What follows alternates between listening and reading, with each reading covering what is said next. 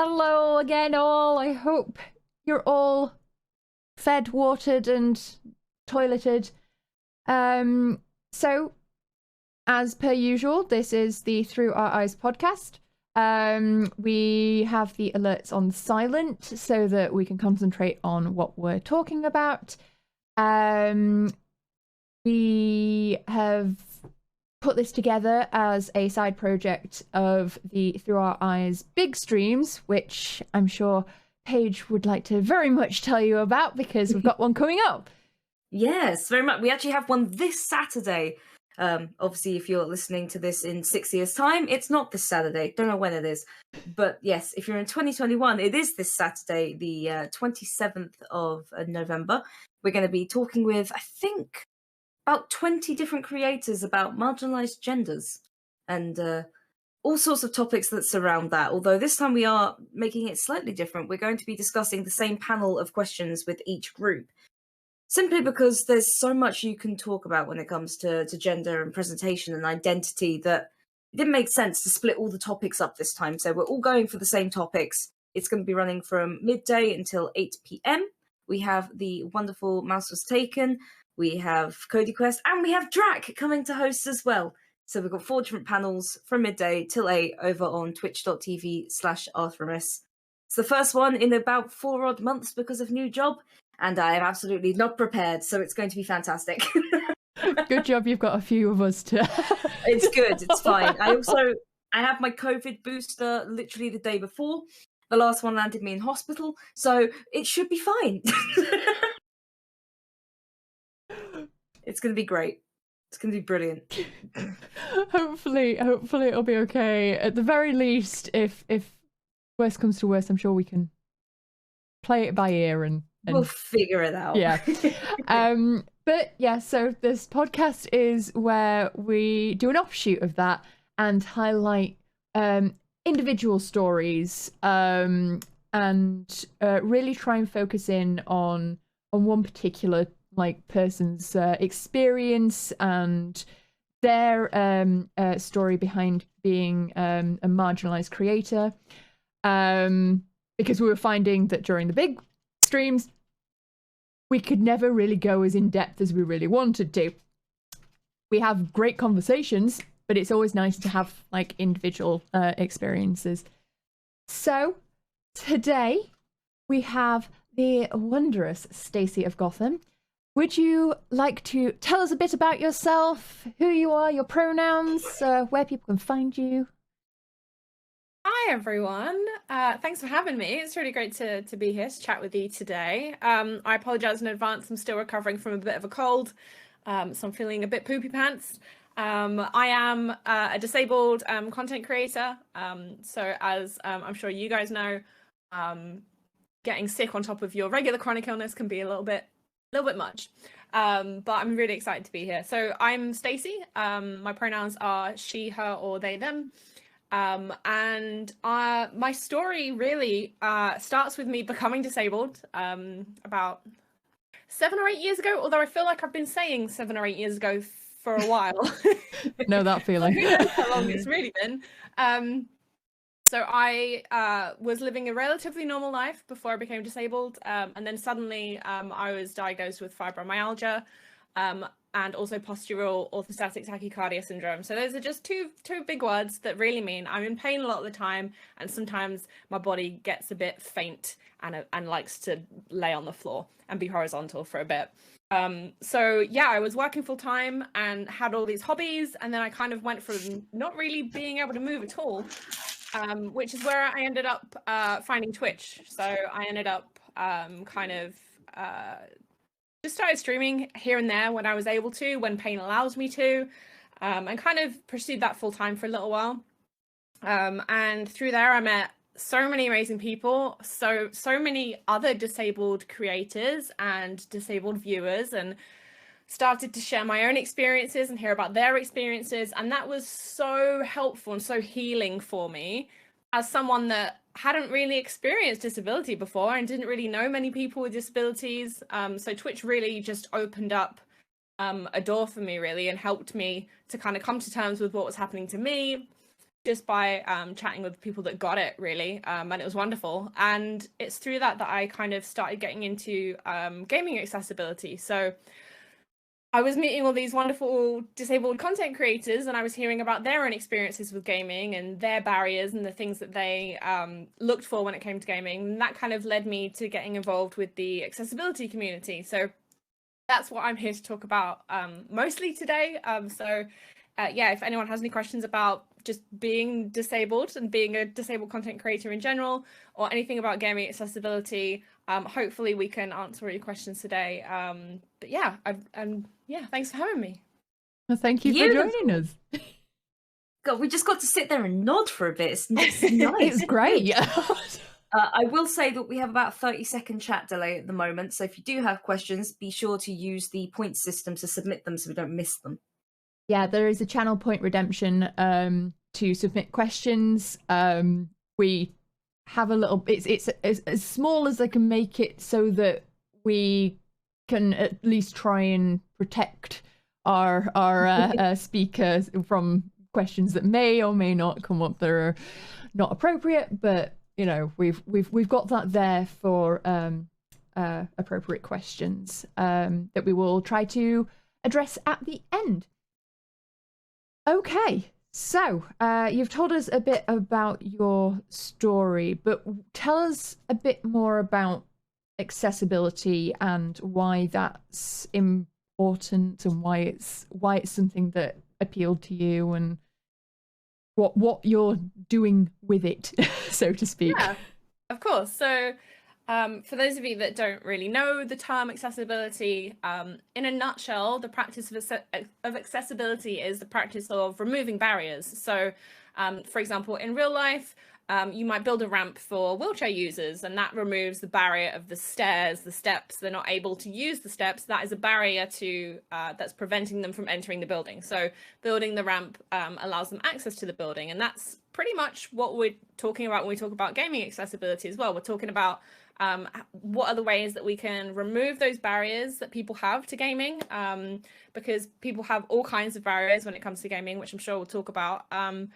And yeah, just trying to enable people to be able to participate and to find enjoyment and to be able to socialize and all that kind of stuff, just like everyone else. So that's essentially what gaming accessibility is. There's lots and lots of different areas. So we might think about how do we deal with vision accessibility? How do we deal with deaf accessibility, cognitive, motion sickness, all kinds of things that we can talk about. And lots of different barriers that people can have. And I think that's what interested me. Once I started learning about it, I started realizing how just fascinating it is, and how sort of deep it goes, and how broad it is. So it's a really, really interesting topic. And also, I kind of feel like it's kind of a bit like a puzzle, because games are these really complex things that are, you know, made up of all these different kinds of types of media. There's narrative, there's audio, there's video, and it's so interactive that there are so many kind of barriers that can accidentally be introduced into a game. So it's kind of like a really interesting puzzle to me, trying to figure out how do we help people play games, and how do we make sure that everyone can have as much of a similar experience to a non-disabled player. So that's what really, really interested me. It's a really fascinating topic, and yeah, definitely encourage you to have a little Google, have a little do a little bit of research, and yeah, hopefully you'll find it interesting as well. And it's just been really great to be able to just listen to people and hear about how they experience things, because we all experience games so differently. For example, difficulty is one of those things that is always up for discussion, but difficulty is relative. So what's easy for me might not be easy for you. You might have a really, really big problem with a particular, part of a game. Yeah, there's lots of stuff to dig into, and I see Paige is having a good time with cat butts. Thanks, Titan. Appreciate it, mate. It's not a podcast if there isn't a cat butt on it. This is my barrier to the podcast right now. Thank you. You mentioned having a little bit of a Google and a little bit of research. Are are there any resources that you think would be beneficial to point people towards that you particularly find helpful? Yes. Oh, I think we're in a really great place in 2021 that there are so many places online that I can direct people to.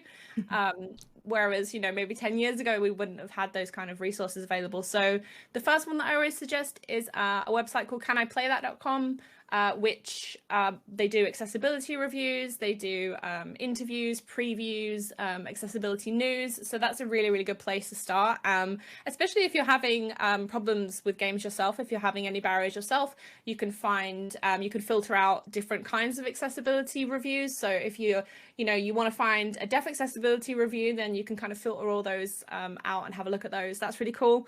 Microsoft themselves have got some really, really great resources online. So there's something called the Game Accessibility Guidelines that they created, which are super extensive, but really, really cool. And there's also a really great conference called GA Conf, the Games Accessibility Conference, that happens, I think it's been twice a year now, since it's been running virtually. So that means that wherever you are around the world, you can attend. And there's sort of stuff all across like the whole kind of spectrum. So there's stuff that's great for beginners. There's stuff that's, goes really deep and gets really specific. So that's a really, really great resource as well. And they have all of their videos available for free to watch on their YouTube as well. So there's a lot out there now, and it's really cool. And there are also lots of other kind of accessibility creators that do their own reviews as well. So yeah, I was going to say, lots of great resources. Definitely so much know out there the now. Can I Play That one? Yes.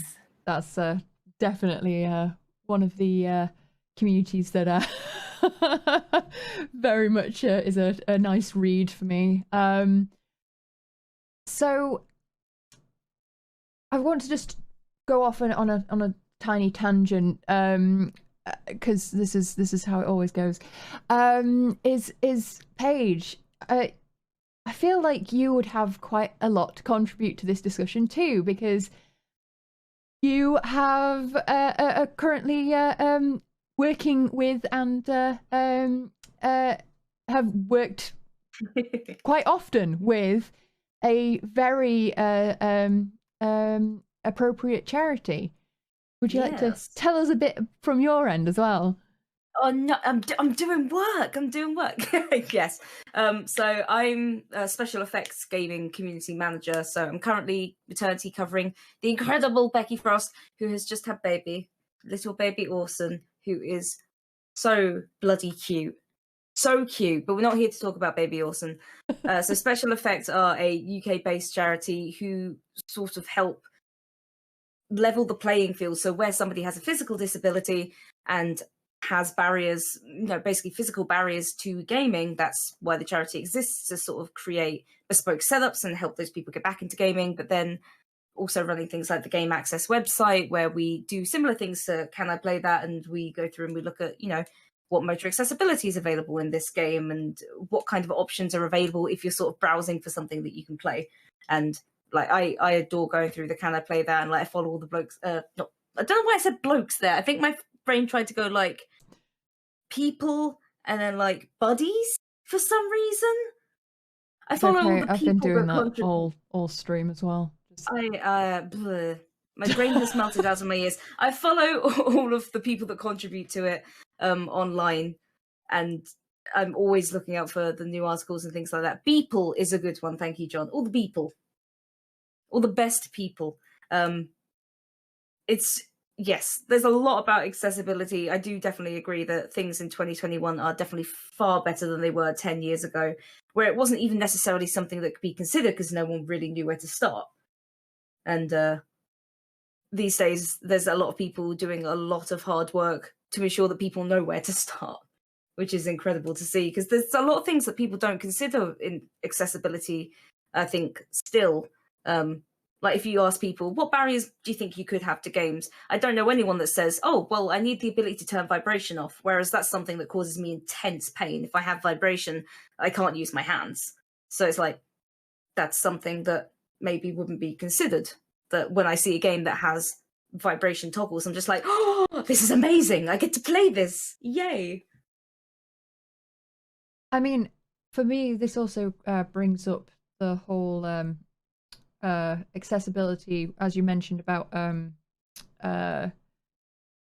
difficulty levels, and how it's quite often uses a symbol of status to be able to have everything on max hard difficulties. Some games famed for not even really having anything other than hard difficulty. What are your feelings on that, both of you? Because I mean, I assume I know what the answer is, but for the sake of discussion. I mean, I understand why people feel that way about certain games. However, I feel like those kind of ultra hard games, the game experience that's intended is one of success through persistence. So the game experience that they're trying to give to people is that you try and you fail, and then you learn, and then you try again, and then you fail, and then you learn, and then you try again until you eventually succeed. But if there are players who cannot succeed no matter how hard they try because they have these hard barriers, then you're kind of just shutting people out of that experience, and having maybe not even like traditional like difficulty options that we think about, but letting people adjust things to help them get a better experience will help them actually complete the game and help them get to where you want them to be. I think there have been some games that have done some really interesting things, actually. I don't know how many of you in chat or how many of you on the podcast have played Hades, which is a dungeon crawler game, but it has something called God Mode, where essentially every time you die, you I think it's either you deal more damage or you take less damage. You basically become buffer every time you die. So buffer, yeah. So that allows players that are having a hard time to be able to eventually go forward and complete the game. And it's things like that are kind of being introduced that are really like interesting solutions that don't take anything away from someone else's experience of the game. If you don't want to use it, you don't have to use it, my dude. That's kind of how I feel about the discussion. What about you, Paige? Always come back to is that difficulty is subjective. So for one person, like my husband is a very adept gamer and doesn't suffer any sort of motor accessibility issues or anything like that. And so if he wants to play a game on just the hardest of hard modes and enjoys it, then he will. And that's awesome. I'm really happy for him. But when it comes to me, I have cognitive issues that sometimes essentially causes lag. And it's weird, like the game won't be lagging, my hand reactions won't be lagging, but what my brain is telling my hands to do just goes, sorry, I was busy, and then I hit a button and I'm dead already, and then I fling the controller because I'm sad. It's silly, but my cognitive issues mean that a game on easy mode may still be too bloody difficult because I do not perceive it in the same way others do. So it's not that games should be less difficult, it's that they should be more understanding, I think, and that games should have accessibility options that mean everyone's playing on the same level of difficulty, whether somebody needs to be brought up or the game needs to be brought down. It's not that hard games shouldn't exist, because I would love to beat Dark Souls. Like, Dark Souls 3, I've played a bunch. I've probably got like 30 odd hours, and I still haven't beaten the third boss because it took me 30 hours to get to him in one run that I didn't die in so that I could actually continue going forward. It took me 10 to beat the first tutorial boss, and I was elated when I did, because that was a hell of a lot of hard work to beat him.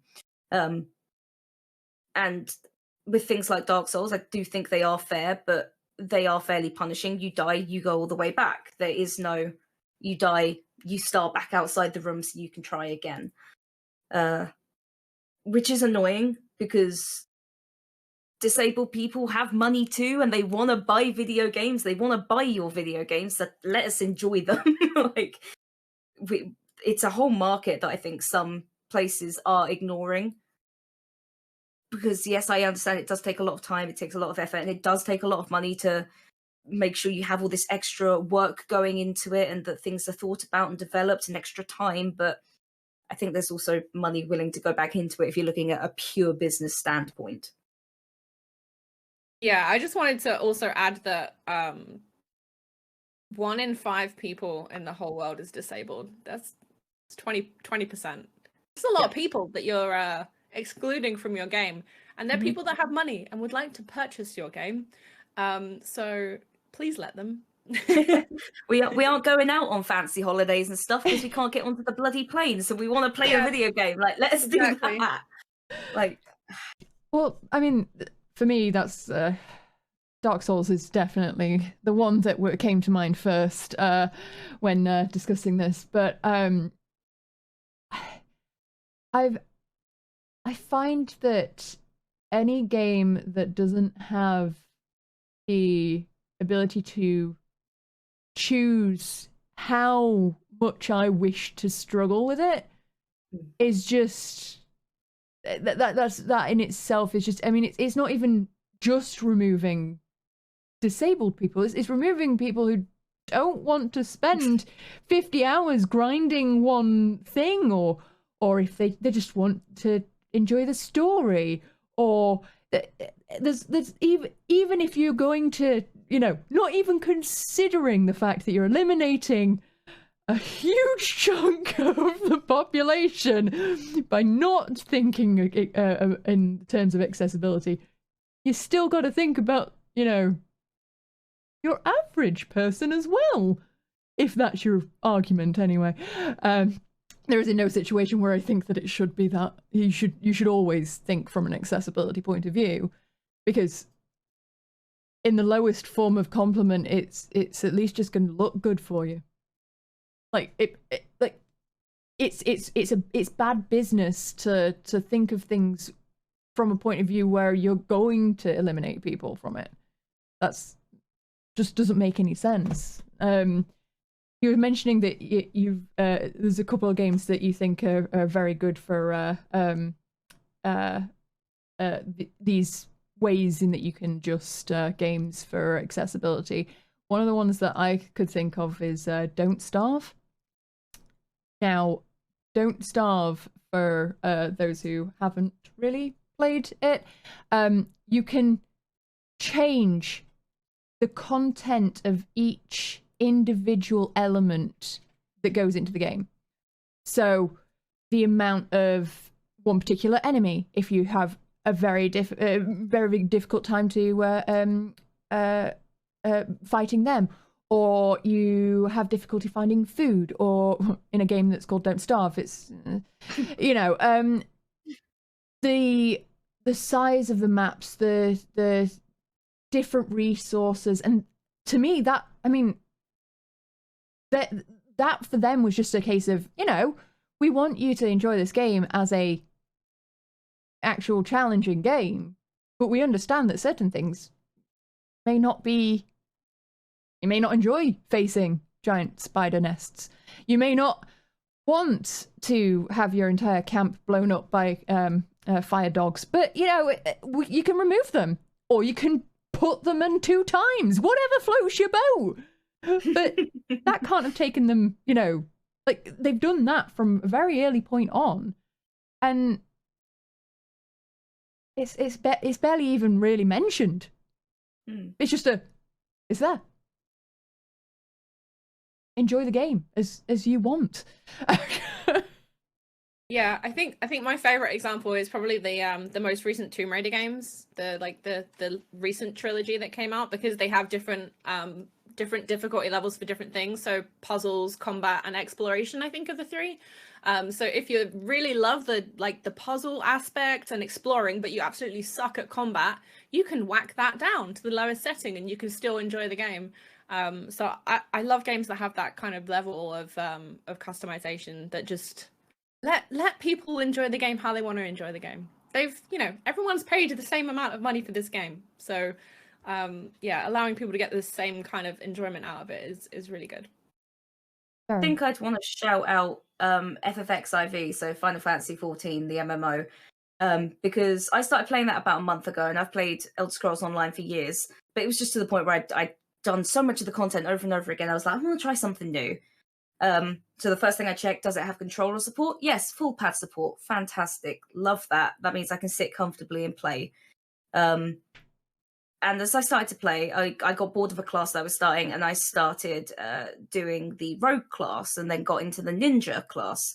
Now, the thing with the ninja class is it requires you to memorize different sort of, you get 3 different, oh, bloody hell, my brain's completely dead.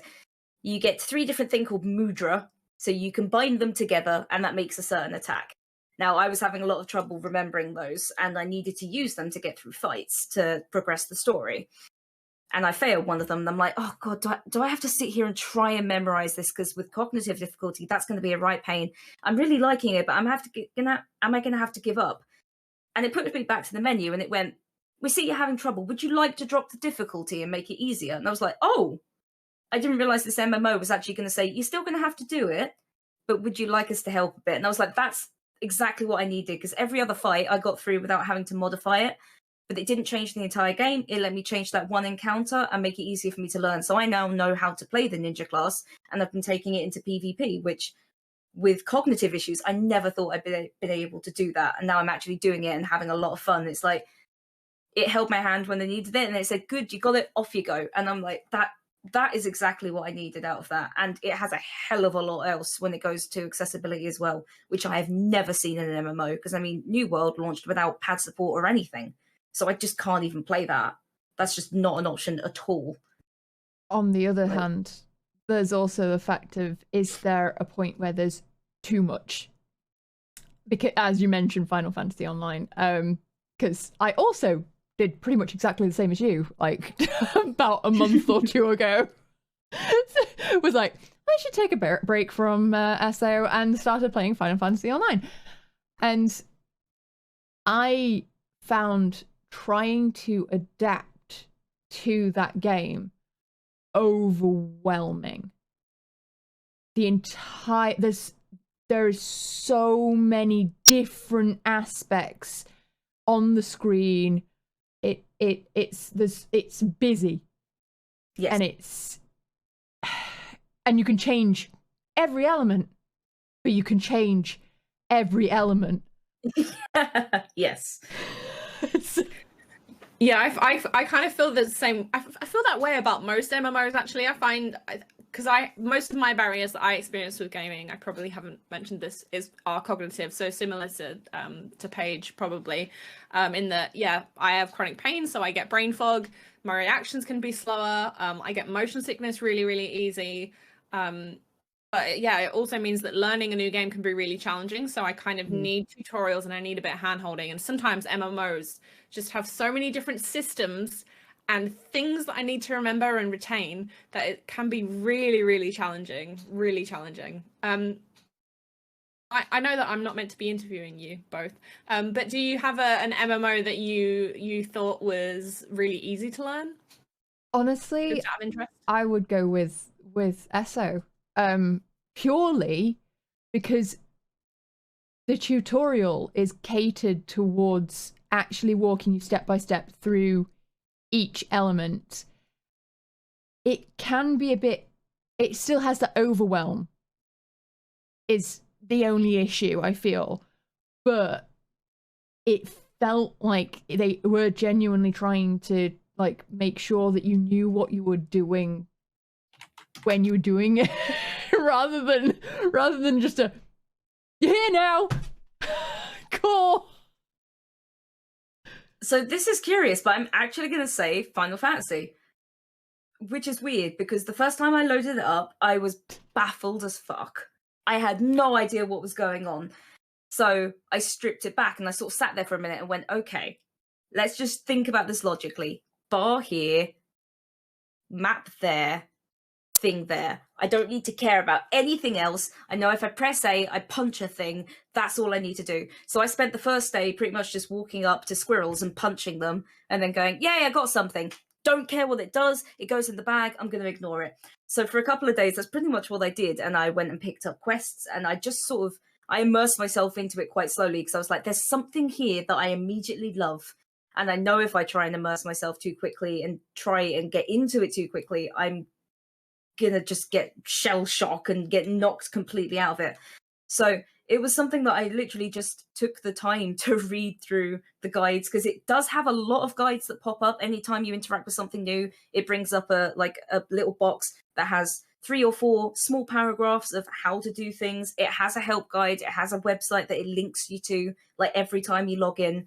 So although there's a hell of a lot you can do, I felt that by just deciding for myself what I wanted to do, which was at the time punch squirrels, it found a hell of a lot easier to go, all right, how do I punch a squirrel? It's told me how, brilliant, I'll go and do that. Then what, I want to turn this squirrel into a coat, brilliant. The game's now going to tell me how to do that. You can do that? Yeah. I'm so, this is okay, this emphasizes for me the problem with Final Fantasy Online. I am 2 months in, I still have no clue. Like, the first thing I did was hotkey the ability to move my camera, because the fact that I had to do it by holding the mouse button continuously was not accessible to me. I will say on the pad it makes a hell of a lot more sense, because it is very SO, because it's just forward and turn with other stick, done. Jump, press 1 button, excellent. Like, lock onto enemy, press 1 button, it stays locked, done, don't need to do anything else. Don't need to, you know, you can set things up as you want it to. So mouse and keyboard, probably I would not be able to get on with the game cognitively at all on mouse and keyboard. I've seen people set up and they have 12 bars full of like 20 different things each, and I'm like, I have no idea. What is this picture of a clock? What is that? I don't know. Great, well done, you've got a clock. You've killed an enemy with a clock? All right, fantastic. What? So I play it very simply. I'm pretty sure most people would be like, what the hell, you scrub? How are you doing trials like that? And it's like, well, I am, so... I think Drac, you brought up a good point about the fact that you had to hold the mouse button down just to do a thing that you had to do often. I think that's one of the kind of one of the big misconceptions I think that some people have, is that hardware is going to solve everyone's issues, when actually, if your game forces you to hold a button down or hold multiple buttons down and doesn't allow you to toggle them on or off, then that's going to be a barrier for a lot of people. It might not matter what hardware they have. If the ability in the game is not there, then it's not going to solve all everybody's issues. So I feel like hardware is only part of the puzzle. If the game itself is inaccessible, it doesn't really matter. Well, it's like crouching, isn't it? Like, yeah, crouching, any sort of, I can't remember what game it was recently, but there was a game that wanted me to hold down the left bumper and the left trigger at the same time, and it was a very strange feeling in my hand, and I couldn't do it. I couldn't do it for like more than a second, because it's just a motion that my hands just were not happy about. I mean, that was the feeling with Final Fantasy. It was because it was constant, because it's your turning. Yeah. Yes. It's actually you trying to look around, and after the first time that I played it, I had hand cramp. It was just like I was like, I don't know whether or not I can play any games for the next few days, because it was just so like, and yeah, okay, I'm one of those people that I do play with a mouse and keyboard. This is what's comfortable for me. I'm not good at playing with a controller. I can't get my mind around it. I've never been able to do the whole multiple pressing of, but it just doesn't work with me.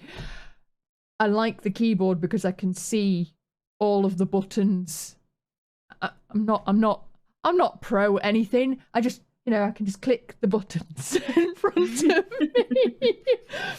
But to have to hold down anything is just like, I mean, unless I've been doing those like those finger exercises with the at all. I don't think anyone's going to be able to do that for a long time without getting some kind of like RSI or some. It's just, it's again, it's good. Returning back to that, like, even if you aren't thinking along the lines of how you can cater to disability, think about how you would cater to someone who's just your average person.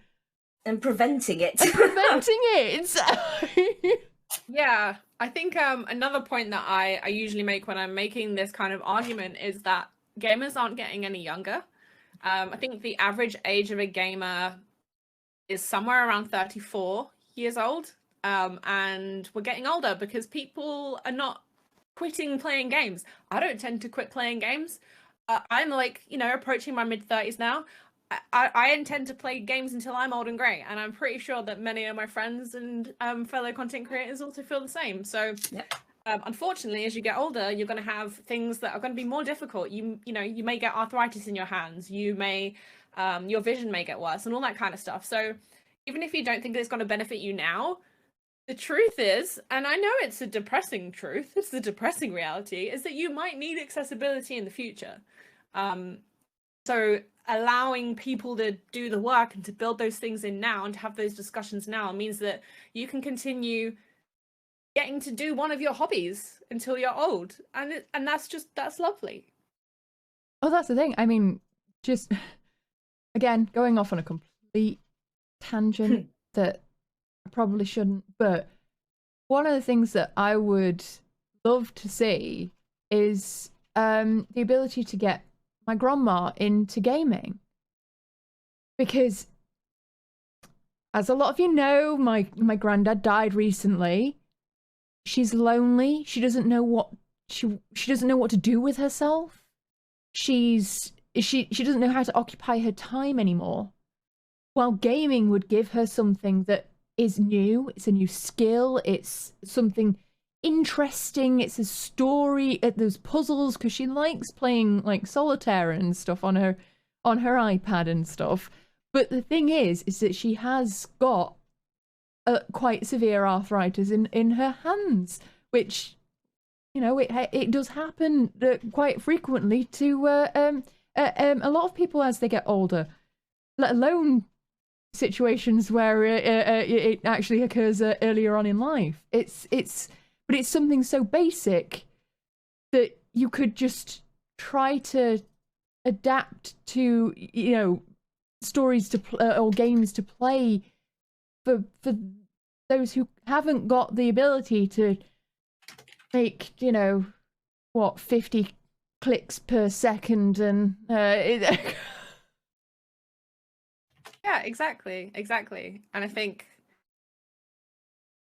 we're in a good position with accessibility. I think, I don't think it's a thing anymore where people don't know what it is. I feel like if you mention games accessibility to people these days, they'll have some kind of idea what it is and what it means and why it matters. But the kind of the discussion now needs to be, okay, well then how do we make that happen? And how do we get people on board? And how do we get people to commit to it and put the money where the mouth is? Because a lot of the times it can be difficult when it comes to game development. I mean, a lot of the games that we're seeing that are released now are games that have been in development for years. Games take a long, long time to be made. So I feel like as we go forward into the future, we're going to, start to see some really cool stuff. But it's still being worked on. But hopefully we can get to somewhere where everyone can play games and enjoy them, no matter how old you are, no matter what your ability is. Yeah, I mean, taking it back to what you were saying earlier about sort of, I guess, input accessibility, like both of you mentioning, so Drac, you're having issues with controllers and just games that require you to hold too many buttons. And that is a software thing, because no matter what hardware you have, if you are required to do multiple actions at once and that's not considered or allowed to be toggled or sort of rebound, then you're going to cause more accessibility issues. There's a lot of games that have MMO sort of, God dang it, brain is completely dead today. combo. But parts of their games are MMO light, as it were, so they won't allow you to do any kind of accessibility in terms of setting up hotkeys and things like that, because it'll be triggered as a bot attack and then you'll get banned, which means people that require accessibility can't even set up their own ways of being accessible because it's detected as a hack. Like Dead by Daylight. a bit like Dead by Daylight and like things like, so Path of Exile doesn't have this anywhere near as much, and as far as I'm aware, no one's been banned, but you often need to use a lot of flasks, and obviously if you are a little bit more noobish at the game, like I am, you might need to just like smack a flask a fair bit, like a health flask, and then a runaway getaway flask, and some other things. But you'd have to do a keyboard to hit like 5 flasks, and trying to do that quickly with your hands, especially bound up like they are now, is not easy when you're trying to also then use the key underneath to run away. But there's no like option for you to bind all those to one key because it could be detected as a hack, and they have addressed that, which is why I'm saying it's not an issue or anything like that. But it's just that could be in another game, trying to activate that many buttons could be picked up. But when it comes to controllers as well, my real bugbear is when games that use controllers don't allow you to remap the buttons yourself. Because one game that I loved and I beat out sheer will was Death Stranding. But to actually walk forward in a straight line with a heavy pack required you to hold the bumper, the trigger, and A, and move. So you're doing like, well, a pirate trying to like use that, but then you have to move both sticks to keep the legs straight. And there were some points where I just dropped it, like, Jesus, ow, I cannot do that. So in the end, I had to change how I played and made sure I balanced everything so bloody carefully that I didn't have to hold 3 sets of buttons. Yeah, I absolutely noped out of that game. Yeah. No. And it's a shame because for however confusing it was, and it was getting into Tenet levels of confusing, it was a beautiful game, well told, looked gorgeous, Mads Mikkelsen, mwah, but it was very, very difficult to play. Also, I feel like the look you were going for was pirate playing pool. Yeah, I can't play pool. I end up just going phew. So yeah, it's just this and this while doing this. It's just 2 tiny pirates having a fight. Since you raised remapping, I just wanted to make a point that I think can be a bit confusing sometimes, is that some people argue, well, isn't there system level remapping? You can just remap at system level on the Nintendo Switch or the Xbox or the PlayStation.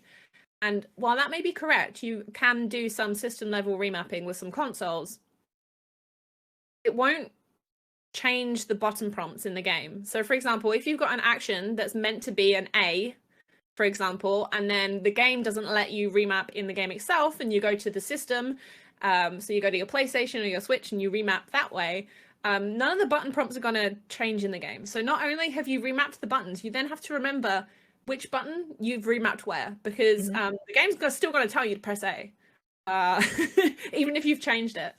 So there are all kinds of issues that can come up with doing that kind of like system level remapping type hack that unfortunately doesn't always work out how you might intend to. So we really do need the option to be there in the game.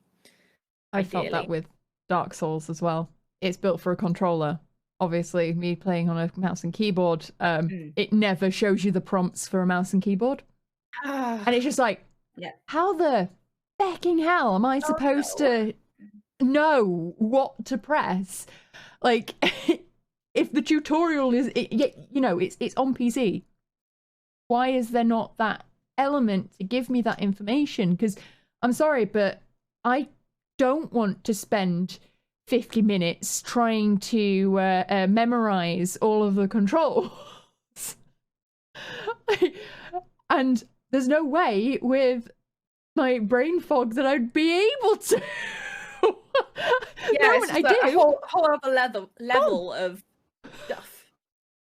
No, even for someone that doesn't have cognitive issues, like when you're playing a game, you've only got a certain amount of focus and a certain amount of attention that you can give to that game. So you kind of want to take away any big friction points like that don't need to be there. Like if that's not what you're testing in your game, for example, then take it away. Make it easier for people so that they can do the thing that you want them to do, kind of thing. I tell you what I do absolutely love and would love to see applied to other games on other platforms, and that is Nintendo's I can't remember exactly what they call it, but like replay. So if you're playing one of their retro games and you bugger something up because they're hard as balls, there's a button you can press to replay the frames. And you can just go back to that exact point where you buggered it up. Because normally what happens with me with the lag is press a button, press a button, press a button, didn't realize I meant to hit another one, dead.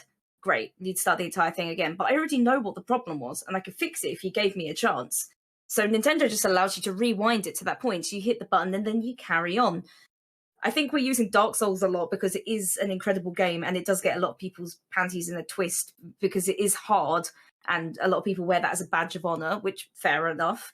But if that was in Dark Souls, so I could go back to the point of a fight where I bugged it up, I probably could have beaten the entire game by now because it's not so hard that it's unbeatable, but it is punishing. It's fair, but it's punishing. I mean, I just got to the point where I just got Sai to do the bosses. But I hate that. Yeah, because that's like, there's some of the coolest parts of the game. Like, I want to fight Giant Ice Dog. Like, come on, that's amazing. I don't want to watch somebody else fight Giant Ice Dog. If I did, I'd watch a stream. If I wanted to watch, if I wanted to watch someone else do it, then I'd just watch a stream of it. Like, I don't like the fact that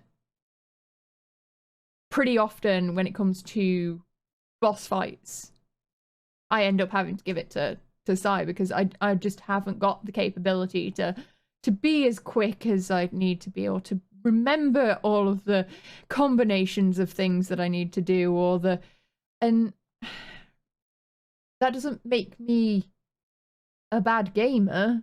It just means that the game hasn't catered towards my level of need, and that's sad because I want to enjoy these games.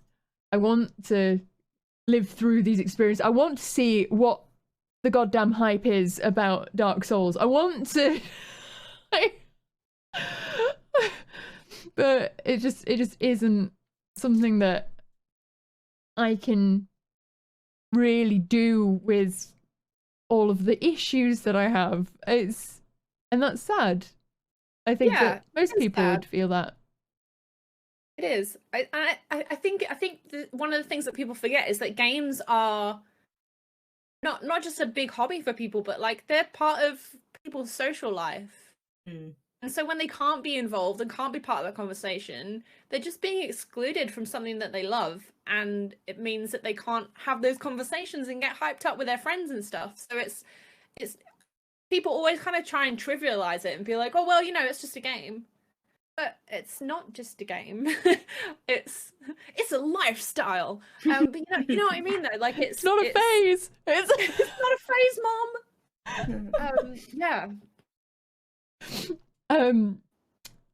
So before we get into more ranting and chuntering here, let's move forward with some more questions. So I feel like this leads us into like, how has accessibility in games changed, and what hasn't, and what needs to be done? I think we've talked a little bit about kind of the fact that everyone knows what it is now, pretty much, and we're having those conversations and stuff. That's starting to happen, but yeah, definitely. The fact that games take a very long time to be made means that we're perhaps not seeing the results of some of the stuff that's come about from recent discussions. So things like baking accessibility in right at the beginning of development, rather than getting to the end and going, oh crap, we've got to fix all these problems, and having to kind of put in these workarounds and tacking on options and stuff. So I think that is starting to happen, but we're not going to really be able to see it for a few years now. But yeah, there's been some great talks actually. There was one, I think it was at the most recent GA Conf, with Ian Hamilton and Steve Saylor did a sort of 10 years in accessibility talk, which was really cool because I think a lot of people seem to think that accessibility is like a very new thing, but actually there's stuff that goes really, really far back, some really, really interesting stuff. So I definitely recommend watching that. But one of the other things that I'm really excited about is things like the Xbox Adaptive Controller and the Logitech Gaming Kit being you know, the first kind of mass-produced kind of accessibility hardware out there on the market, because previously to that, it was very expensive. People were having to hack their own equipment and get really like expensive custom things made. So I'm hoping that we start to see more of that, because it doesn't, you know, the Xbox Adaptive Controller and the Logitech gaming kit is great, but it doesn't solve everyone's problems. So I'm hoping that we're going to start to see more of that kind of stuff mass produced, so it is cheap. Essentially. And you know, special effect and able gamers, etc., are absolutely great, but if we can get people to have to rely less on those charities, that would also be great too. Yeah, especially when it comes to, like, I'd say any of us, if we had an issue, we'd probably find a way to try and solve it ourselves first. As just having an off-the-shelf option, brilliant, let's try that first, and then if you need more specialist help, you go and look for it. Like, just so if people are like, I wonder if this would work, they can actually go and give it a go without being like, oh, I'm gonna need to mortgage the house first. Like, then I can play Pokemon, you know. No one said it was cheap to be disabled, because the thing is that the amount of things that quite often you have to self-adapt, because yeah, it's like clothing sizes. So you got your small, your medium, and your large. Some shops maybe do extra large if you're lucky, but you know, it tries to fit you all into these nice, neat little boxes, but it's not possible. It's not. There, so many people have different things that they require from it, or different shapes, sizes, and the same can be said for anything that you need to adapt to a disability. There are so many different ways in which one person can have a different struggle compared to another, that they just try and not deal with it. But it would be good if there were those options that, like, yeah, okay, we accept that, as you said, 20% of the population needs something different from these one-size-fits-all methods. And it's good to hear that there are actually some changes coming, but why is it taking so long? Why is it? I mean, yeah, I'm happy. But yeah, it seems like something that should have been addressed a long time ago. Yeah, I just want to, before we move on, touch on the point that you made about being disabled is expensive, because I actually have some statistics on this. According to Scope, the charity Scope did a, I think it was called the Disability Price Tag study or survey. Life costs you £583 more on average a month if you're disabled. That's a lot of money. That's not like a little drop. £583 more a month if you're disabled. So things like £60 game, that can be a lot of money to people. It may not be a lot of money to you, but it is a lot of money to a lot of people. And getting refunds on games once you've started playing them and realize that they're not accessible to you is hard. You very rarely can get a refund on something, because they'll look at your stats and they go, oh, well, you've played it for 2 hours. And you're like, yeah, but I spent most of those 2 hours trying to like dick around in the settings and try and find a way that I could play it. But if you've, it's kind of like you've opened it, you can't return it. So yeah, I just wanted to make that point that it is incredibly expensive on average to be disabled. There are so many costs involved with being disabled, extra care that you need, extra bits and bobs, travel considerations, and there's so many extra costs. I just wanted to slam you with some stats there, because it blew my mind how much it was. You can even relate that to gaming, like to tie it back just in a nice little package, but the extra costs for gaming. So imagine you buy that shiny new PS5 and you get a controller with it, but you're disabled. You can't use that controller. You need a different one. So that's now an extra 60 or 100 quid on top of that you've got to spend to get a bloody controller you can use that'll work with the machine. And that's nobody's fault, because obviously the machine should come with a controller, but you need a special one that's not for everyone else, and it's not mass produced, so you're going to have to try and find one.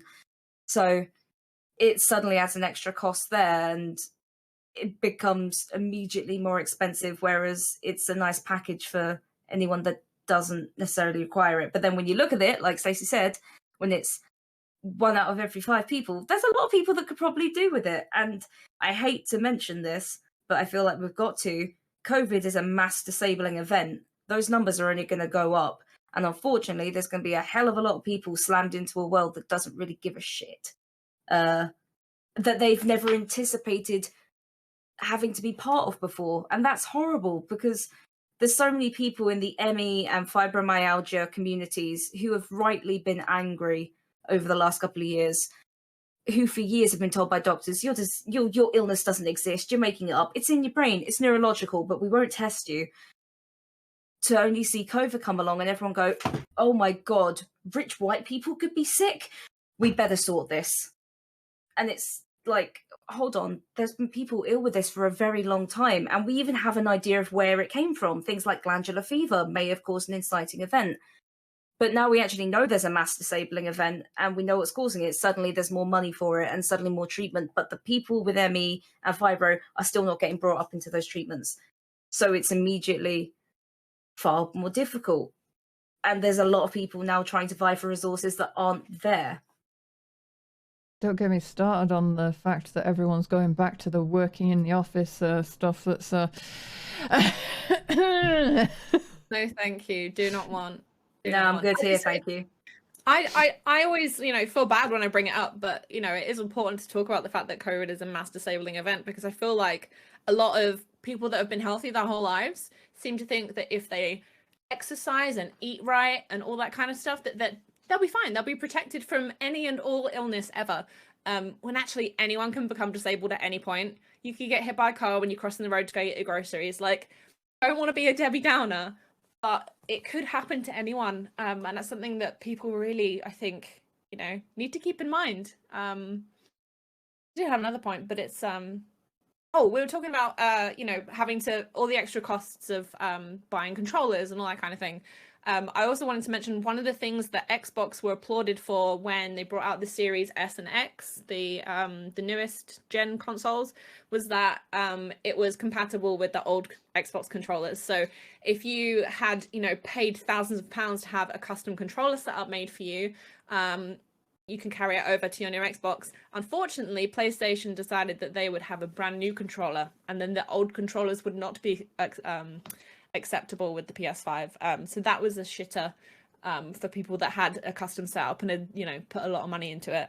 So that's another thing that you kind of don't think about unless it's really impacted you. But backwards compatibility with controllers is something that's really, really, really crucial for disabled gamers especially. So I want to move on to stigmas and misconceptions when it comes to accessibility. So what are the biggest ones that you can think of or particularly want to highlight?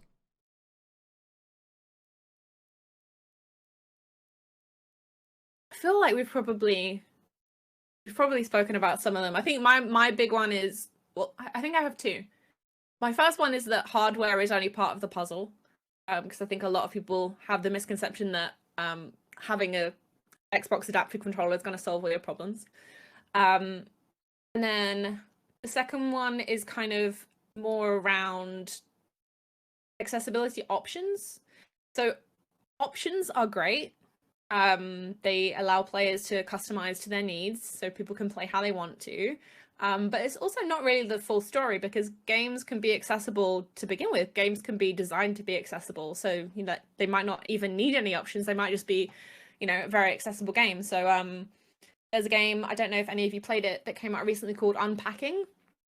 And it's a very relaxed game. It's like pixel art. The music's really nice, and the story is you're unpacking boxes as you move into like different apartments and different flats and stuff. And there's no timer, there's no scores, so it's very relaxed. And the game's like generally quite accessible for a lot of those reasons of just the game itself. Like the design is in itself is just accessible. So I think a lot of people think that accessibility means adding a load of options in. I think that's quite a common misconception at the moment, but actually options are great, especially if they, solve the problems that we need to solve, but it's not always the full picture, and that games can be accessible to begin with. They might not necessarily need a whole bunch of options. Those are my two. I think one of the big ones for me is it's more an argument against accessibility that I see, which is, well, not every game has to be for everyone, which annoys me to hell, because you do not get to decide whether somebody gets to enjoy something or not. And I get that, yes, working on adding any feature to a game that you didn't expect to need to add takes a hell of a lot of time. So if you come up with an amazing idea for a game, to then go, oh wait, hold on, strip it back a little bit, let's think accessibly, that's a lot of extra time and that's a lot of extra work, which I get. But when somebody then tries to defend somebody not going down any accessible path by saying, well, it doesn't have to be for you, it's like, but it is for you, so why can't it be for me?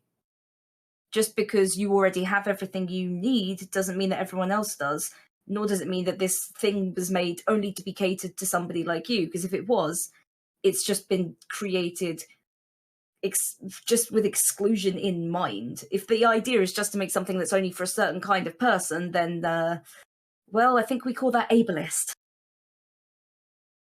Yeah, and I think a lot of people say that kind of thing when they have literally no idea what the game designer intended. It's like, well, games aren't meant for everyone. They're not meant for you. Like, do you know the person that designed this game? Because they may disagree with you there. Mm-hmm. So I always, those arguments are really, really silly, I think. Yeah, it's just meant to be well, you don't have to enjoy it. It's like, but I want to. That's the main thing here. It's like, I want to, and I've given them money. Like, surely that's the thing. And it's, again, and you will see it around a lot of games that people love to laud as being, like even things like Undertale, which have bullet hell sections that make you want to punch yourself in the face sometimes. People love to say, well, I beat it, so it's a status, but it doesn't take anything away from you if somebody else also gets to beat it. So I highlighted a point that I was going to bring up as well. It's like when people tell you how to play a game. So one of the it's a jokey thing in my community, but it comes from the fact that it's something that I do for how I like to enjoy games. So I play MMOs in first person, which confuses a lot of people. I've had many experiences where people have come in and be like, that's not how you play this game. That's not, you're not supposed to play. Like, it wouldn't be an option if I wasn't supposed to play it that way. And it infuriates people that I could possibly play this sacred MMO in a different way to how they would play, and that there's a right and a wrong way of playing it. But Drac, how will you perv on your own bunny butt if you aren't playing in third person? I know, right? Right? Well, you see, from first person, I can better perv on everyone else's butts. All right, thank you, Tina Belcher. But yeah, it's that concept that there is a right and a wrong way of playing a game. I mean, if the options are there, if you are capable of doing it, then enjoy the game how you want to enjoy that game, as long as you can enjoy that game in the way you want to enjoy that game. But yeah. It's very much. And that's the thing, it's not taking away anyone else's experience. Like, no. I'm not hurting anyone, just let me play how I want to play, god damn it. Oh, it's me being in first person hurting you. So I've got 2 points. One based on what we've just said, as long as my brain lets me remember it, and one that I was thinking. So first one is I really appreciate it when a game dev has a vision for how difficult a game's going to be, for how punishing it's going to be, because I like it when games really want to pack you a wallop, and because it's satisfying to beat something that feels unbeatable. But I also adore it when in a game menu, when you're starting a game, it says hard mode. This is the intended thing. This is how the enemies are balanced. But if you just want to feel awesome and punch it in the face, here's a mode for you. Like, Doom does it in its own quirky way. It says, this is baby mode. And it's like, yeah, this is part of a joke. We get it. It's fine. But they also have this is the intended way to play. But if you need to play it in a different way, here's an option for you. We've already pre-built it. And it's like, that's beautiful. Like, I've just beaten the Halo 1 and 2 for the first times ever. Like, I've been super enjoying them. But I do like that when you start, it's like, how do you want to play, by the way? It's like, oh, thank you for asking. I'm going to take the easy route, thank you, so I can just go about and feel like a badass god. Like, that's what I want to do. This is how I envision this character. But when it comes to God of War, maybe I do want to be, slapped about a little bit more so it feels like it's more impactful. Like, give me those options. That's great. I like how Witcher and Diablo do it. So Witcher very much phrases it in a way of like, you want to punish yourself, or this is your story mode. So you can enjoy the story and not have to worry about everything else. With Diablo, it's got all of those like after hard modes. So you can play the story through in like these ways. This is so easy and normal and hard, and then you can unlock the harder modes later down the line to challenge yourself if you so wish. And that to me was like, great.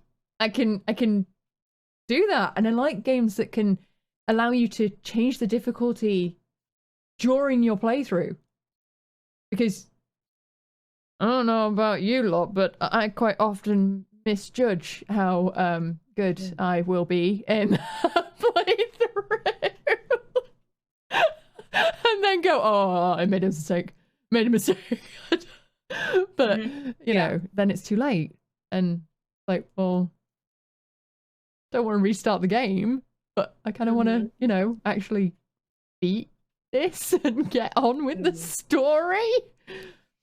I also really like games that don't rely on like easy, normal, hard kind of phrasing. So games that might say this is story mode or this is combat mode, or because easy, normal, and hard, like what even is normal? Like those are all really relative terms, and I think that they that it's more useful to name them something that tells you more about the experience. So whether it's called story mode because the focus is going to be on the narrative and you're going to not have as much pressure, so you're going to be able to enjoy it that way. I much prefer those kind of phrasings. I think we're starting to see a lot more of it actually, moving away from that kind of like easy, normal, hard type phrasings. Ty, was that game that had options with it's Faz. Sorry, wait. So Faz have introduced Nightmare Mode, and each level of Faz actually tells you what to expect from it. And sorry, you meant Phasmophobia. My brain was going, was there a sequel to Fez called Faz? No. Like, that took me a minute. No, Phasmophobia. God, yeah. They've just released a Nightmare Mode, and each level now tells you what will work and what won't and what to expect. And I thought that was a really nice touch for going, this is what you will struggle with, or this is what you will face, or this is what will we won't be too punishing on this. But it just that description really filled me full of like hope that they were taking into account like what people wanted to have in their experience. So that was the most. Sorry, it's just I just couldn't remember what it was that I was trying to refer to initially. So I think we're starting to see a lot more games kind of have that kind of explanation as well. So rather than just easy, normal, hard, or whatever, they actually have underneath it, you know, you'll have more health, or you'll take more damage, or whatever. Because I don't know about you guys, but when I am trying to start playing a game, I'm trying to figure out what difficulty level to put it on. If there's no explanation, I have decision paralysis, and I will just sit there because I haven't got any information to make this decision with. Tell me a little bit more, please, because I would just sit there for ages being like, well, I don't know. I don't know. What does it mean? What does it mean? Oh no, I've never played your game before. Exactly. Yeah. Oh, that's something that really bugs me. If a game just doesn't tell me what the difficulty modes affect, then I'm just like, well, I can't play now. I just don't know what to do. I just remember what my other question was. It took me a while, but we got there. So, Stacey, so this is actually, I guess, a question for you based on the experience you have. So, one of the things that I see brought up around accessibility a lot is multiplayer games. Games where you're going to be pitting players against players, and the discussion that having accessibility options in multiplayer may make the gaming unfair. So it may make the competition unfair if somebody has a perceived leg up. Yeah. Well, my opinion is that everyone can use the accessibility options. So please go ahead. Mm-hmm. Like, I know, so I don't play that many multiplayer games. They don't interest me at all. So I'm probably not the best person to talk about it. But, you know, for example, if there's a game that's got some, like, you know, cool depth accessibility features. So if it has like a directional arrow that tells you what direction the shots are coming from, or what direction the footsteps are coming from, some people would argue that gives people you know, a leg up in the competition. But boy, there ain't nothing stopping you from using it too. Yeah. So that's where I kind of sit on that kind of discussion. But I know it's a really tricky topic. It's a really tricky topic because, you know, how do we make sure that it is fair and it is balanced and that everyone has the same I don't know what the word is. Everyone has the same perceived fairness, as it were. Yeah, it's really tricky. I think, yeah, accessibility is something it's a lot easier to talk about when we're talking about single player games, but when we're talking about multiplayer games, it can get a bit more complicated. But yeah, that, my opinion is very much, well, if you think it gives your opponent an advantage, then you can use it as well. Yeah, and please do. Yeah. I think it comes back to the idea that difficulty is subjective, so people aren't getting a leg up over you, they're getting back to the same level you're already on. Exactly. And if you're going to try and use the idea that an abled person might be cheating for using an accessibility feature, all you're doing is just kicking disabled people more so that your perceived greatness is greater. It grinds my gears, it really does. Yeah, it's that concept of equity, right? So if an able-bodied person is starting here and a disabled person is starting down here, then giving them an option that brings them back up a little, brings them equal. But yeah, I understand why people have their own kind of reservations about it, and I think it's definitely a discussion that's worth having. But yeah, oh boy, it can get complicated with multiplayer games. Definitely. So let's move on to our main question that you wanted to talk about this podcast is you mentioned to me the Game Awards and the nominations for the accessibility category. What are your opinions on those games? What have they based it on, and what do you feel those games have done right or wrong, or? And what are they? Just so everyone knows. Yeah. So it's actually a category that the Game Awards added in last year. I think it's called the Innovation in Accessibility category. which is really awesome because the Game Awards gets so much attention that it's just nice to have accessibility being featured at such a big mainstream event. So that's really awesome. So this year the nominations are Far Cry 6, Forza Horizon 5, Forza Horizon 5. My husband will tell me off for not pronouncing it right. The Marvel Guardians of the Galaxy game, Ratchet and Clank, Rift Apart, and a game called The Veil, Shadow of the Crown. So 4 out of 5 of those are big AAA games. The final one that I mentioned might not be one that you've heard of before, but I haven't actually played it. It's been on my to play list for ages, but it's called The Veil, and it's an audio only experience. So it's designed to be fully accessible to gamers without sight completely. So it's pretty much a black screen, and you're meant to play with headphones on. It has 3D audio. So it's got, spatial audio to help you navigate. There are like audio cues for it has combat. So there are different audio cues for different types of attack that your enemy's making and all that kind of stuff. So that's one that I'm really I've heard people talk about, and they did a talk at the Games Accessibility Conference as well, the developers of it, and it was so interesting, so interesting. And I think it's really cool to see an indie game sort of get mentioned on that list, and not just an indie game, but one that's made to be accessible to gamers without sight. I think that's just really cool, and it will bring some attention to that kind of topic, and encourage more developers to think about those kind of things.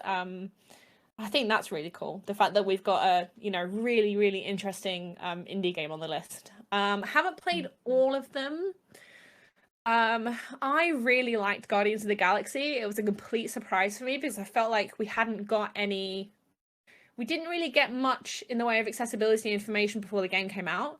I didn't know much about the game before it came out, but when I played it, I was like, hot damn, this is so much fun. And it had so much customization. So we were talking earlier about difficulty customization. So it had you can change all the different things. So you can change your shield regen, you can change how much damage you deal, how much damage you take, all that kind of stuff.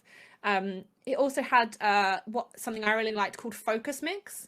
And what that does is it just filters out any non-essential game sounds. So things like combat audio and things like that you need to hear, you can hear a lot clearer, and it kind of filters out all the rest of the stuff. And so I don't have any issues hearing, but I have issues processing. So that really helps me because I can get quite overwhelmed, and I find it difficult to pick out the right sounds that I need.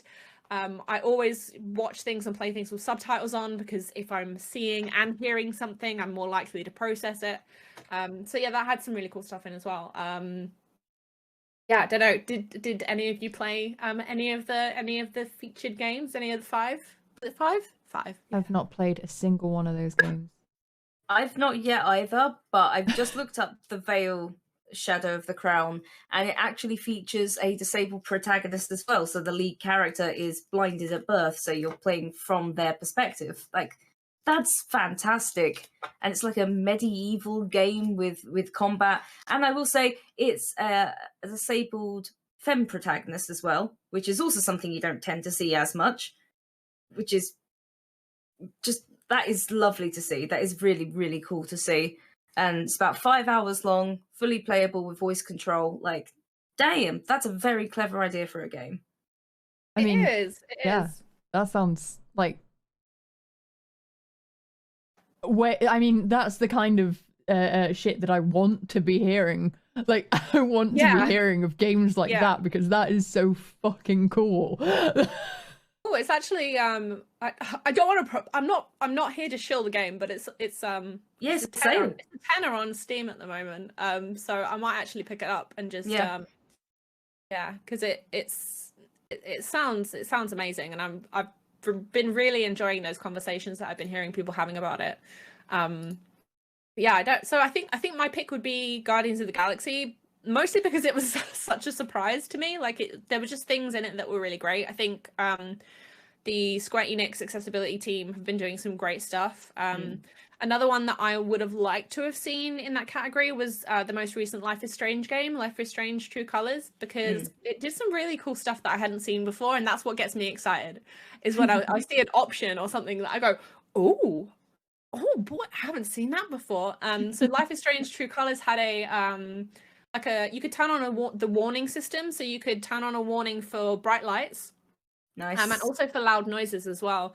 And that was something that I'd not seen before. So before a section in the game that would have bright lights or loud sounds, it would you'd get a pop-up and it would say, hey, this is about to happen. Do you want to continue, or do you want to go into the options and turn the brightness down, turn the volume down? I hadn't seen that before, and I thought that was really, really cool. So yeah, they're doing some really interesting stuff, and that's stuff that gets me really excited, because it's like developers having these interesting ideas and coming up with solutions for things. I loved Life is Strange True Colors as well. I think that's a really interesting point as well, because when we speak about accessibility, we're often talking about sort of, I guess, disability or ability barriers, but there are other things that make things accessible, like experience barriers sounds like a really dumb way to say this, but things like content warnings and trigger warnings. So whether that is for something like flashing lights or massively loud noises that are part of the game, but it would help if you knew they were coming. So I've streamed Alien Isolation fully 2 or 3 times, and I adore the game. But there is a point in it where suddenly a siren will start and it blares lights, and I'm just like, whoa, my god, that gave me a headache instantly. I need to quickly put a kibosh on that, because somebody who's epileptic, I have no idea if this is going to cause them problems. I'm sure it wouldn't, or that wouldn't have been put in that sequence into a game. But it's still something that I went, that could be dangerous. So I came up with a content warning screen for my own stream, just because I was like, oh, this will be helpful to have. But if there was something that, I could toggle on content warnings, and up in the top left, and every now and then it'll come up saying, bright lights in 30 seconds when you're getting into a story segment, it'll be like, brilliant, now I know whether I can warn somebody or whether I need to protect against it. But there are often games where you will have certain things take place, we'll put it very, very lightly to avoid having to do a content warning right now. And yes, some people would say, oh, but it's spoilers to know X or Y is going to happen. It's like, yes, but also you could cause a major panic attack or a traumatic event to happen. So having that toggleable on or off, saying, warning, violent attack, just saying, or even just this next half an hour of gameplay will include a bomb going off or something, which could be triggering to a veteran. I think that would be brilliant to give more accessibility as well, because there are a lot of games that people want to play, even if they know it might contain something that could cause them panic, but just to know it's coming could help. I mean, yeah, they do that for. We're seeing more of that too. More sort of psychological stuff. Yeah. Why not do it for games? But I was going to say, I think that the issue there is our change to digital games and selling, because back in today, they used to have on the back of the game packs the type of content to expect in the game. So there was always these little symbols that was like, oh, this contains violence, drug use, that kind of thing. So they did kind of address that. But now that we don't really, very few people go into shops and buy physical copies of games anymore, there's not really that content warning anymore. There is, if you look for it. I will say that, having been in the games industry, that is a legal requirement to have that information somewhere available alongside an age rating. So on Steam, if you scroll down on the right-hand bar, there are those little pictures still, or it will at least say contains, violence, drug use, sexual references, that kind of thing. But I'm particularly talking about having that in the game as just something that turns on or off. Because, if you have flag states for all kinds of events, you could have one for a content warning, especially because I tried to stream The Last of Us, and I knew there was going to be a bit coming up. That there's a particular scene in The Last of Us, the first game, that if you're not expecting it, knocks you completely for 6, which is an unwanted advance, we'll put it that way. might have been nice to know that one was coming. Just to be like, oh crap, you know, maybe I just want to close my eyes for a moment, or just skip this cutscene, perhaps. But that was a cutscene. I didn't need to interact with it. It could have told me, by the way, you've got content warnings triggered. Like, might want to sit this one out. Because like I go into it knowing there's violence and drug use and sexual references. I'm for those, but something that's a bit traumatic, like give me a moment's warning. Like drug references, yes, please. Fantastic, yes. Yeah, and I think it's something that you could you know, just put at the beginning of your game to say, hey, this game contains things that may be triggering for some people. Do you want to pop some content warnings on? Yes or no? And so if you don't want those spoilers, if you don't have any phobias or any triggers or anything like that, you don't have to turn them on. You don't have to, you know, get involved. And we're starting to see those conversations happen now. I think there are a couple of examples that come to mind. One is in a game called Grounded. They've got an arachnophobia mode where you are bug-sized, essentially. So there are spiders that feel human-sized. And what they did is they added a toggle where you can just take all their limbs away and just make them like little happy floating circles. I mean, like that. And then, the complete removal is hilarious. Yeah, it's brilliant. Yeah. There's also a game called Boyfriend Dungeon that I played recently that I adored. It's essentially a dungeon crawler, but it's also a dating game where you date your swords. It's very hard to explain, but it's great. And they have a bit at the beginning where it says, throughout the game, you're going to get texts from someone called Mum. Is that okay? Kind of thing. If you're someone that maybe has a bad relationship with your mum or you've lost your mum, that would be quite triggering for you to get these texts from your mother. So just adding that at the beginning of the game, being like, is this okay? Yes or no? Opt in or out. Or being able to opt in or out of having content warnings when something's coming up, or being able to skip cutscenes when that's happening would be really good. I think, this kind of the psychological aspect is something that we are starting to see more of, and I think it's really exciting.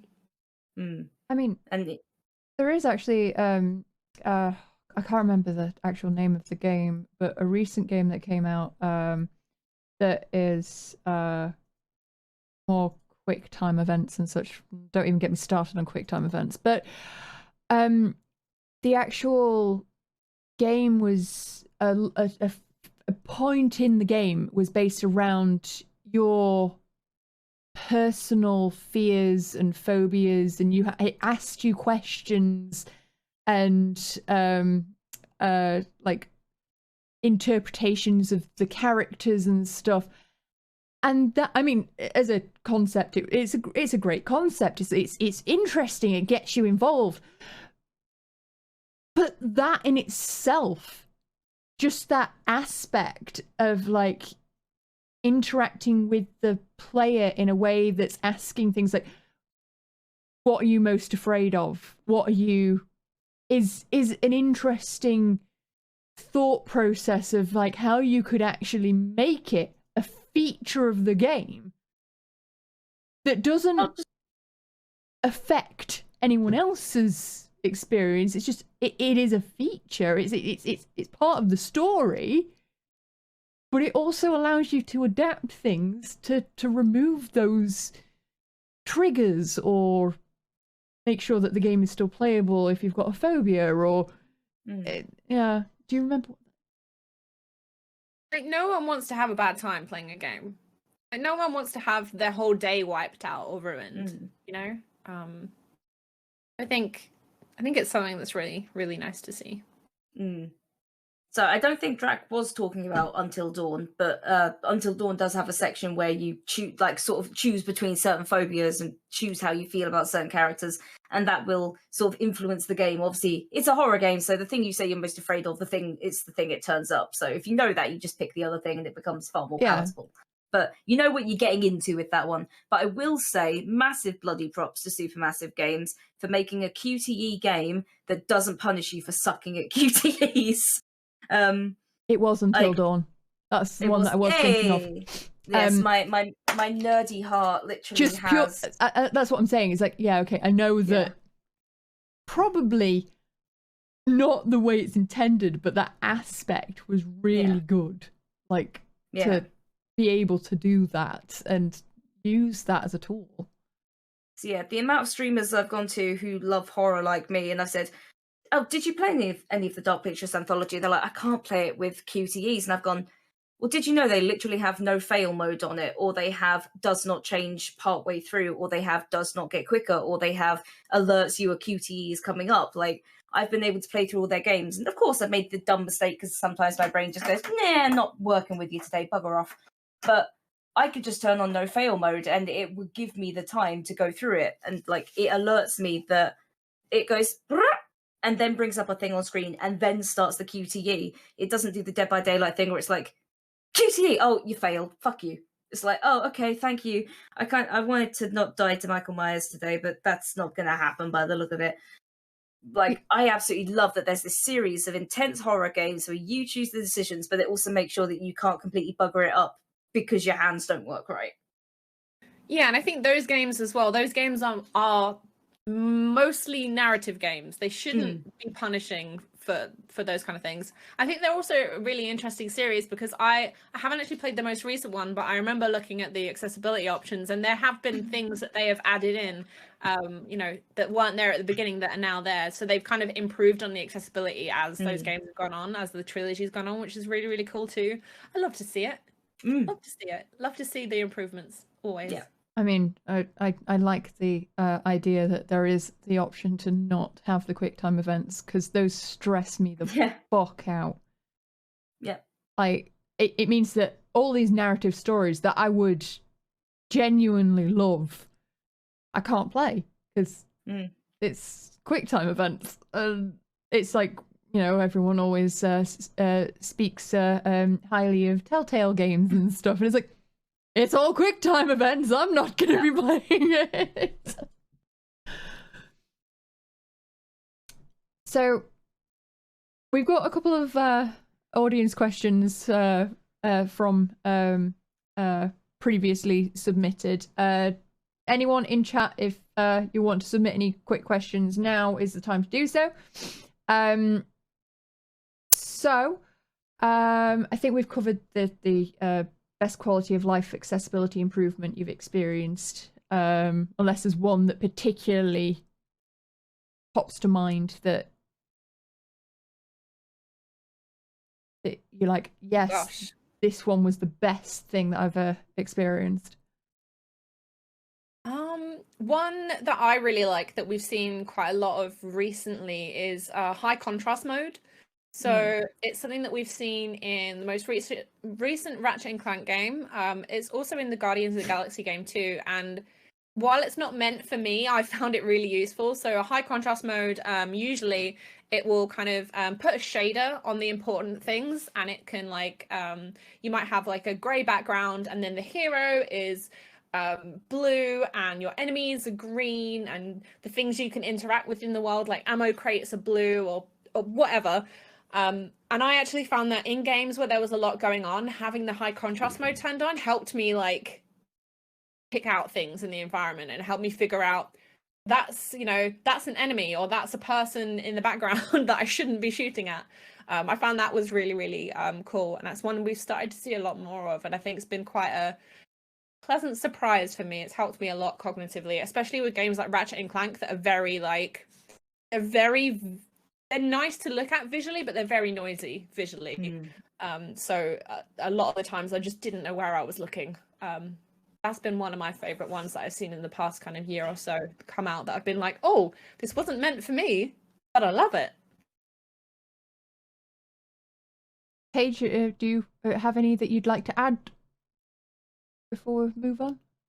Probably nothing extra, more just again to sing the praises of Nintendo's rewind feature and how I would love to see that in other games, because it is so frustrating to be capable of playing a game in the way like the developers intended, but getting caught out by your own brain, and then the game going, well, you screwed it up, back you go. It's like, no, okay, yes, but I could have fixed that if you'd have given me a second chance. Like, god damn it. So I love that there is a system in place that allows you to do that, just done quickly. And I've seen Let's Players. So the Game Grumps used it quite a lot with a few of their games. And obviously, when you're doing a show and you only got like a half-hour episode, you don't want to spend that half an hour getting to the end point, fucking it up, and then doing another half an hour episode doing the same thing. So just being able to go like, beep, beep, beep, done. Okay, we've not wasted an entire half an hour. Like, we can continue doing our jobs. It's a lovely thing to see. Also, my God, there's a puppy. Ah, He's Titan. woken up from his nap and he's been grumbling at me. He's a pup. Hi. Hello, Angry pup. dog. Oh, and all your cats have left you, Drac. Yeah, it's tea time. So they've all left. Come here. This is the excuse me, mother. Where is dad? Why has he not come home from work yet? Where is my father? When will he come home from war? Right. I thought this one was a really good one. What is the most useful thing those who aren't part of a marginalised group can do to support the community? So my biggest thing is to listen and amplify, as always, with any kind of marginalised group. Also just to follow a wide variety of gamers with disabilities, because we're all very different and have very different needs. Yeah, no one person is like the expert or the king of all things accessibility. So yeah, follow a wide variety of people and listen to them and amplify their voices, and try not to speak over them when they're telling you about, how they experience video games. And then also just as a general thing to do, to add alt text to your images, describe your images, add captions to your video content, and try to advocate for those things in your personal life, at work.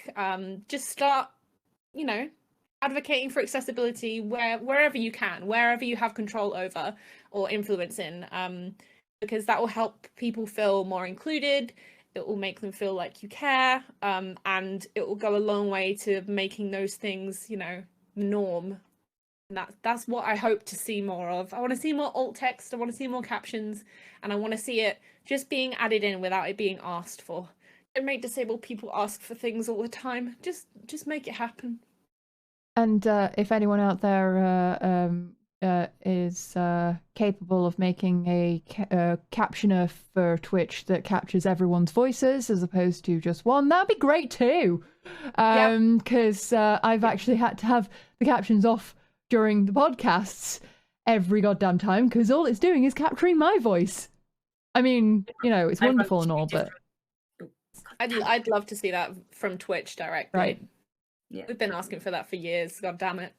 I want the ability to capture everyone's voices. Yeah. I run 2 different captioners when I do streams, one to capture me and one to capture Discord, but it just turns into a jumble. But unless I'm going to pay for a massive Zoom account and then try and get everyone onto another platform, which, no thank you.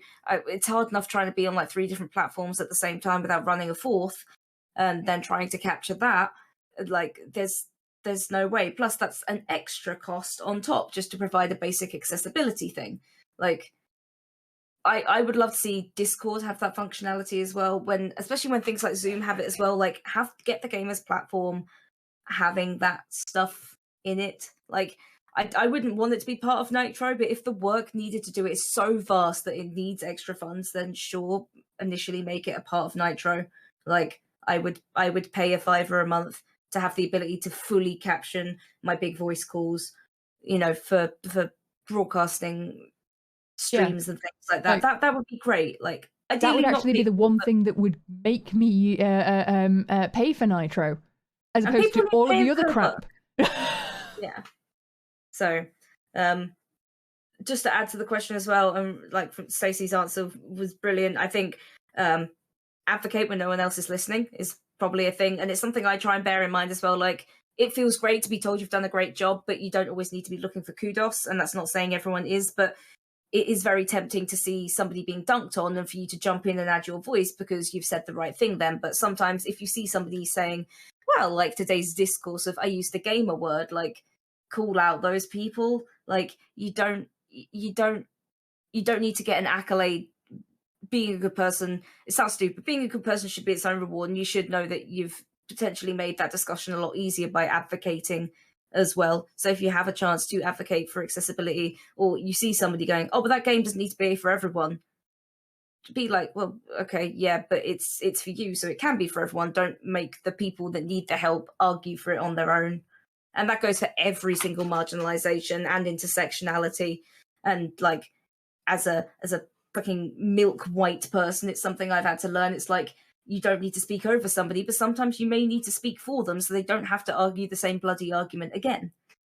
It's exhausting. It's exhausting having to advocate for yourself time and time again. So it is helpful if you can add your voice to those things where it's reasonable. Then yeah, for sure. Yeah, uplift where you can, be a shield where you can't. Like, or actually, other way around. It's rather, if no one else is speaking because no one's got the experience to, then yeah, go ahead, speak on it. Like, add your voice and lift it up, and then when somebody else is speaking and you don't need to say something, just lift them instead. Like, yeah, I mean, if you have nothing to say about it, as in like you don't know the words or the right thing to say, there are plenty of people who do, and who do frequently. Send them that way. Yeah. Right, so last question. What are some games you think help to share the perspective, a snapshot of a particular disability? I really can't think of that many. I feel like in video games, I feel like we're slightly behind other media. I feel like we're starting to see, some like great TV shows. There's some stuff on Netflix that have people with disabilities in and not being portrayed badly. I feel like in video games we're still getting a lot of the whole like the old tropes that we've kind of grown out of. So people with disabilities being depicted as the villains, people in horror games with facial scarring or a limb difference, being the bad guys or being crazy. Like those kind of depictions I think are still really common. We're starting to see a lot more representation in terms of like character customization. So games like Forza Horizon 5, you can now have prosthetic limbs.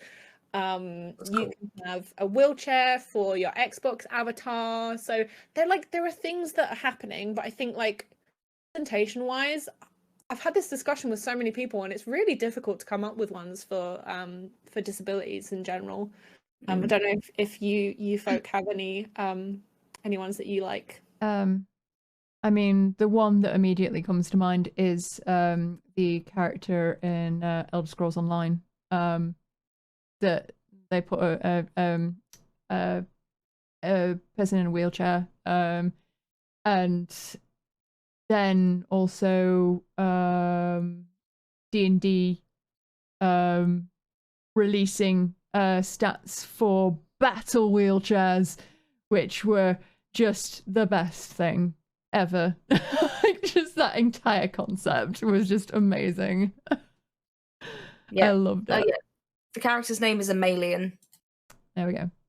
Yeah, and there's a lot more for mental health, I think, even though there's still not that many. The one that I really wish I would have loved to see is, and I may be wrong on this, but I heard tell that Geralt of Rivia is actually meant to be disabled. Yeah, he's got PTSD and he's a got severe leg injury. wound.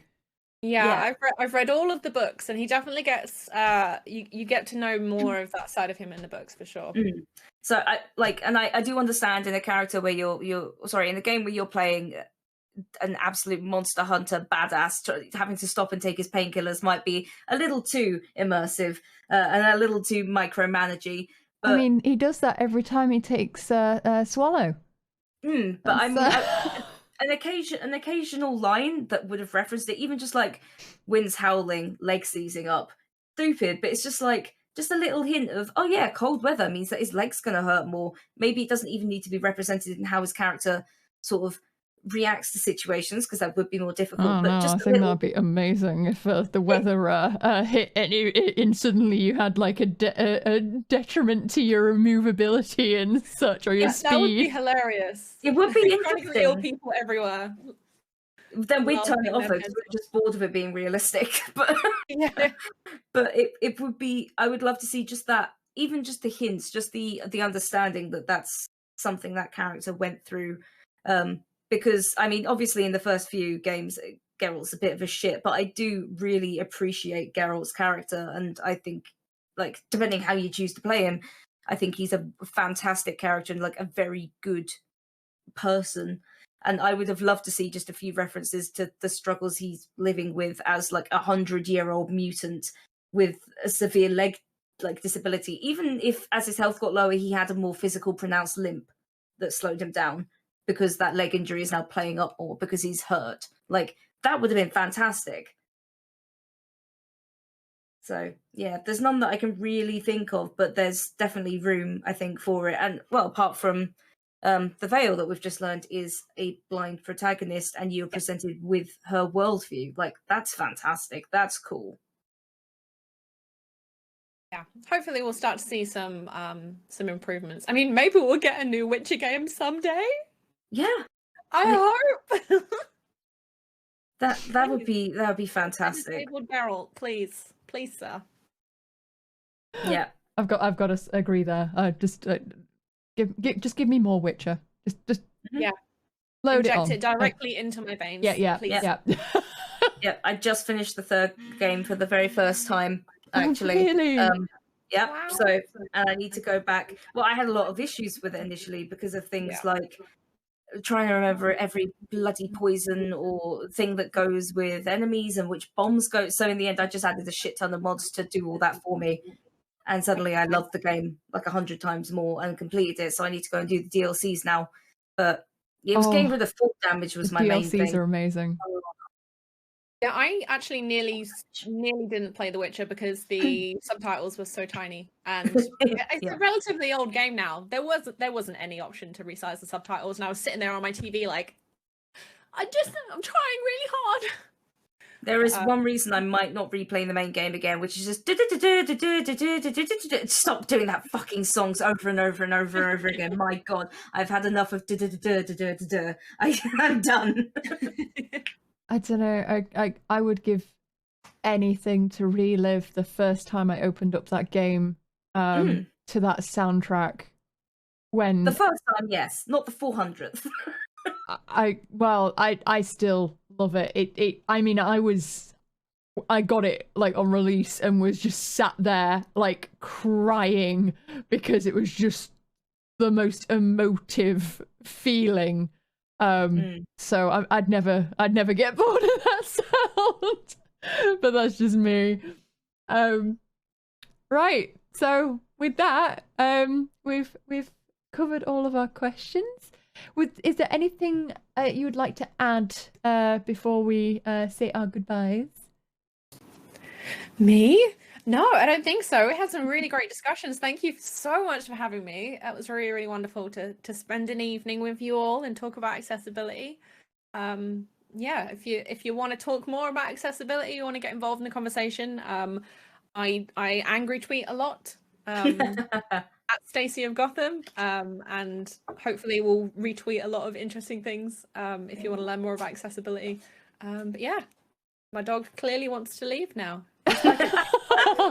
I'm done with this, mother. I'm out. But yeah, thank you all so much. It was wonderful.